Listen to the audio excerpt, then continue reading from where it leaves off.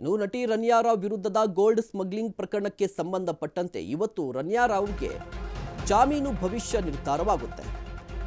ನಟಿ ರನ್ಯಾ ರಾವ್ ವಿರುದ್ಧದ gold smuggling ಪ್ರಕರಣಕ್ಕೆ ಸಂಬಂಧಪಟ್ಟಂತೆ ಅವರು ಸಲ್ಲಿಕೆ ಮಾಡಿರುವಂತಹ ಜಾಮೀನು ಅರ್ಜಿ ವಿಚಾರಣೆ ಇವತ್ತು ಬರುತ್ತೆ.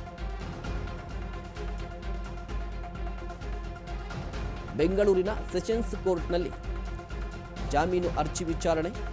ಗೋಲ್ಡ್ ಸ್ಮಗ್ಲಿಂಗ್ ಕೇಸ್ನಲ್ಲಿ ಈಗಾಗಲೇ ಜೈಲು ವಾಸದಲ್ಲಿದ್ದಾರೆ, ನ್ಯಾಯಾಂಗ ಬಂಧನದಲ್ಲಿದ್ದಾರೆ, ಪರಪ್ಪನ ಅಗ್ರಹಾರ ಸೇರಿಕೊಂಡಿದ್ದಾರೆ.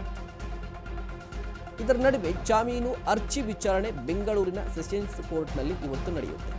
ಬೇಲ್ ಸಿಗುತ್ತಾ ಇಲ್ವಾ ಅನ್ನೋದು ಕುತೂಹಲ ಇದೆ. ಈ ಹಿಂದೆ ಕೂಡ ಬೇಲ್ ಅರ್ಜಿಯನ್ನ ಸಲ್ಲಿಕೆ ಮಾಡಿದ್ರು, ವಜಾ ಆಯಿತು. ಕಾರಣ ಇಷ್ಟೇ, ಈ ಹಿಂದೆ ಪೊಲೀಸರ ಕಸ್ಟಡಿಗೆ ಕೊಟ್ಟಂತಹ ಸಂದರ್ಭದಲ್ಲಿ ರನ್ಯಾ ಅವರು ಯಾವುದೇ ರೀತಿಯ ಮಾಹಿತಿಯನ್ನ ಹಂಚಿಕೊಂಡಿಲ್ಲ. ಅರ್ಥಾತ್ ತನಿಖಾಧಿಕಾರಿಗಳು ಕೇಳಿದಂತಹ ಪ್ರಶ್ನೆಗಳಿಗೆ ಉತ್ತರವನ್ನ ಕೊಟ್ಟಿರಲಿಲ್ಲ. ಹೀಗಾಗಿ ಹೆಚ್ಚಿನ ವಿಚಾರಣೆ ನಡೆಸಬೇಕಿದೆ.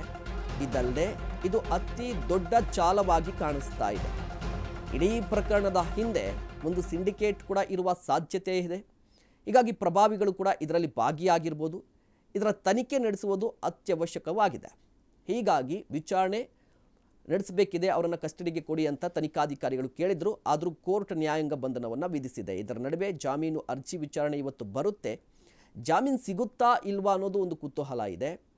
ಇದರ ಜೊತೆಗೆ ಮತ್ತೊಂದು ಕಡೆ ಇಡೀ ಪ್ರಕರಣದ ತನಿಖೆ ಯಾವ ಹಂತದಲ್ಲಿದೆ ಅನ್ನೋದು ಕೂಡ ಕುತೂಹಲ ಇರುವಂಥದ್ದು.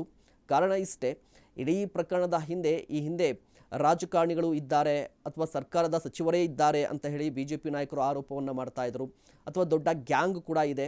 ಇದಲ್ಲದೆ ಈ ಹಣವನ್ನು ಅಥವಾ ಈ ಚಿನ್ನವನ್ನು ಖರೀದಿ ಮಾಡಲಿಕ್ಕೆ ದುಬೈನಲ್ಲಿ ಹಣವನ್ನು ಯಾರು ಕೊಡ್ತಾ ಇದ್ರು, ಹಣದ ಮೂಲ ಯಾವುದು, ಹೀಗೆ ಸಾಕಷ್ಟು ಕುತೂಹಲ ಇರುವಂಥದ್ದು, ಸಾಕಷ್ಟು ಪ್ರಶ್ನೆಗಳಿಗೆ ಈ ಪ್ರಕರಣದಲ್ಲಿ ಉತ್ತರ ಸಿಗಬೇಕಾಗಿದೆ. ಹೀಗಾಗಿ ತನಿಖೆಯನ್ನು ಕೂಡ ನಡೆಸ್ತಾ ಇದ್ದಾರೆ. ಇದರ ನಡುವೆ ಇವರಿಗೆ ಬೇಲ್ ಸಿಗುತ್ತಾ ಇಲ್ವಾ ಅನ್ನೋದು ಕುತೂಹಲವಿದೆ. ಇದರ ನಡುವೆ ತರುಣ್ ರಾಜ್ ಇವರ ಸ್ನೇಹಿತ, ಅವರ ಜಾಮೀನು ಅರ್ಜಿ ಕೂಡ ಮೊನ್ನೆ ವಜಾ ಆಗಿರುವಂಥದ್ದು, ಅವರನ್ನು ಕೂಡ ತನಿಖೆ ನಡೆಸ್ತಾ ಇದ್ದಾರೆ.